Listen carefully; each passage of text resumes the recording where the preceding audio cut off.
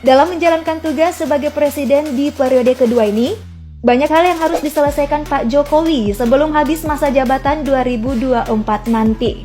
Ada proyek yang berhasil diwujudkan, tapi ada juga yang terancam mangkrak. Atau bahkan proyeknya selesai, sayangnya tidak beroperasi secara optimal.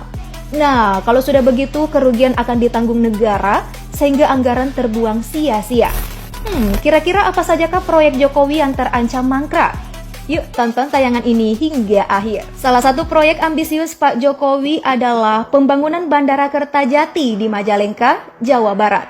Setelah pembangunan bandara selesai, hingga kini Bandara Kertajati hampir tidak pernah disinggahi pesawat karena sulitnya akses. Padahal dalam pembangunannya, bandara yang sudah dibangun mulai tahun 2013 dan selesai tahun 2018 ini menghabiskan dana 4,91 triliun rupiah. Pemprov Jawa Barat sudah berencana memindahkan rute penerbangan Bandara Husein ke Bandara Kertajati. Setelah rampung dan beroperasi, Bandara Kertajati sempat melayani 12 rute penerbangan yang dialihkan dari Bandara Husein Sastra Negara Bandung, yakni tahun 2019. Sayangnya selama pandemi hampir tidak pernah ada penerbangan.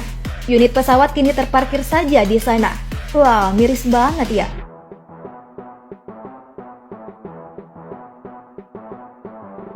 Pembangunan Jalan Tol Cisumdawu juga berpotensi mangkrak. Jalan tol sepanjang 60,10 km ini dibangun atas skema kerjasama pemerintah dan badan usaha KPBU, di mana biaya konstruksi mencapai 5,5 triliun rupiah. Rencananya Jalan Tol Cisumdawu akan dioperasikan di akhir tahun 2021. Tapi sayangnya ada masalah yang harus diselesaikan dulu Teknolovers dalam pembangunan Jalan Tol Cisumdawu, yaitu pembebasan lahan. Kendala pembebasan lahan terjadi di Cileunyi Interchange dan beberapa titik yang menghubungkan ke Bandara Kertajati. Warga setempat malah tak ingin menjual tanahnya. Karena alasan itu pemerintah mau tak mau harus mengundur target penyelesaian proyek setiap tahunnya.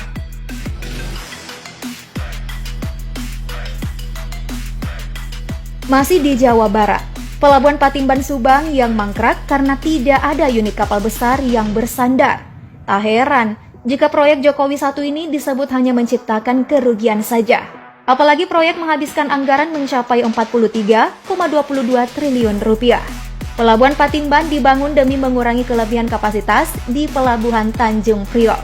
Proyek selesai tahun 2019 dan diresmikan langsung oleh Presiden Jokowi di tahun 2020.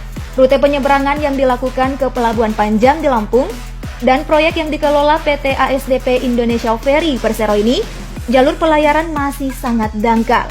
Hal itu membuat kapal tidak bisa menampung kapal-kapal besar. Akses jalan menuju pelabuhan juga belum ada, yang menghambat aliran masuk kendaraan dan penumpang.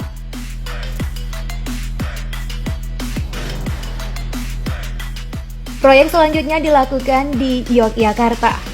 Bandar Udara Internasional Adi Sucipto Yogyakarta saat ini tidak sanggup lagi menampung kapasitas penumpang dan pesawat. Untuk itu dibangunlah Bandara Internasional Yogyakarta yang terletak di Kapanewon-Temon, Kabupaten Kulon Progo, Daerah Istimewa Yogyakarta. Dibangun di atas tanah seluas 600 hektar dengan investasi 9 triliun. Bandara ini memiliki terminal seluas 210.000 meter persegi dengan kapasitas 20 juta penumpang. Nah, menariknya, ada jalur kereta api sebagai jalur transportasi mengangkut